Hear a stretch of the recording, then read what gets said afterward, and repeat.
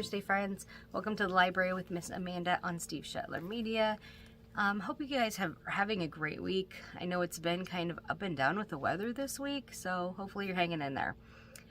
We'll get to it. The last week our question was about jelly beans and Easter.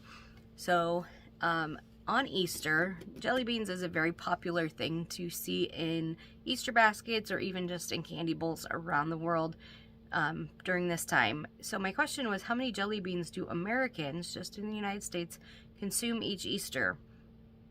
Each Easter, according to Parade Magazine, Americans consume over 16 million jelly beans. That's a lot of jelly beans. My question this week is also about Easter. So my daughter is super excited about the Easter egg hunts. She's going to do the one in Sigourney, and then we have one at our house, and then we do one with all the family. So she's got several Easter egg hunts she gets to do. So she looks forward to it every year. But my question of the week is, according to Guinness World Records, what's the highest number of eggs ever recorded to be hunted in a single Easter egg hunt? So this is a Guinness World Record. It's not just something on the internet. It's actually a recorded record. And it's crazy how many eggs are at the single Easter egg hunt. I'll give you the answer to that at the end of my segment today.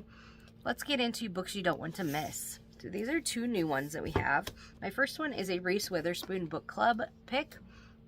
If you haven't read Reese Witherspoon's book club picks, it's got the little circle on it. I have been pleasantly surprised with all of the ones I have read from her list, so I would not hesitate to recommend this one. This is Romantic Comedy by Curtis Sittenfeld. So I'll read you just a little bit about it. A comedy writer thinks she's sworn off love until a dreamy pop star flips the script on all her assumptions. A hilarious, observant, and deeply tender novel from the New York Times bestselling author of Eligible, Rodham, and Prep. I'm not going to read the whole synopsis because that's a pretty lengthy one. But this is like a romantic comedy. Haha, like the like the title says.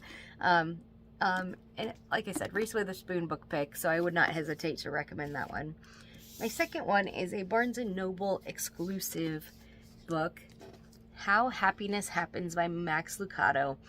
And this says, I can't read all that. Finding lasting joy in a world of disappointment and unmet experiences.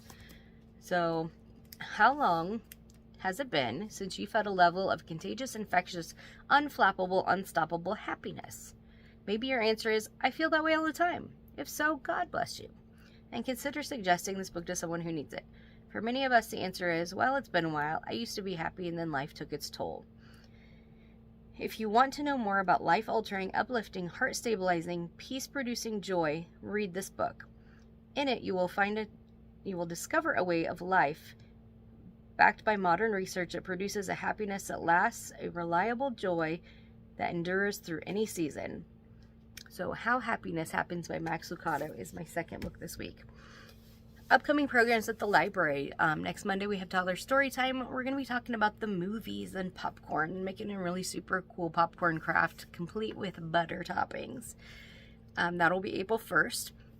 Book club this month, April 20th at 10 a.m. at the library. They will be reading American Dirt, which I believe I featured last week. You can come pick up a copy of that book at the front desk anytime. Cook the Book in April will be on the 8th. You just come and pick a recipe and then bring that recipe to our potluck style event. Very laid back. We eat and then we do a short discussion about our recipes, what we liked, what we didn't like, what we would change, if we'd make it again.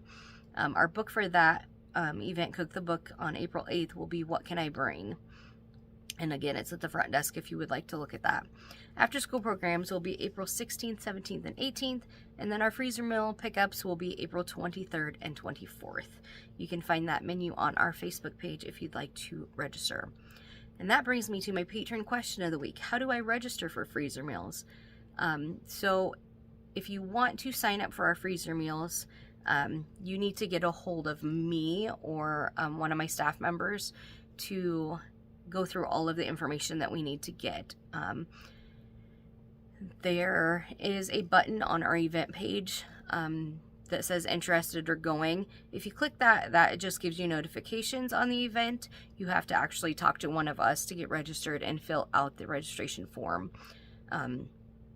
So yes, there is a little bit of work, but it is just for us to get information to send you reminders and to schedule your pickup, and so we know if you have any food allergies and that kind of stuff. Nothing too crazy. So how do you register for freezer meals? Get a hold of one of us at the library and we can help you out. All right, our trivia question of the week. According to Guinness World Records, what's the highest number of eggs ever hunted on record in a single Easter egg hunt? And this was actually, I was thinking maybe it would be at like the White House, because they do a huge Easter egg roll at the White House every Easter. But this was actually at Cypress Gardens Adventure Park in Winter Haven, Florida. And it was in 2007, so a little while ago. I can't believe nobody's broken this since then, but according to Guinness World Records, they had 501,000 eggs that were searched for by 9,753 children, accompanied by their parents. So over 501,000 eggs, or maybe it was exactly 501,000 eggs, in a single Easter egg hunt. I can't imagine how much space that would take up and how chaotic that was probably for them to do. But, you know, good for them for doing that. And I don't know that anybody's going to be breaking that record anytime soon. That's all I have for you guys this week. Hope you stay nice and warm in this cold and dreary weather, and I will see you next week.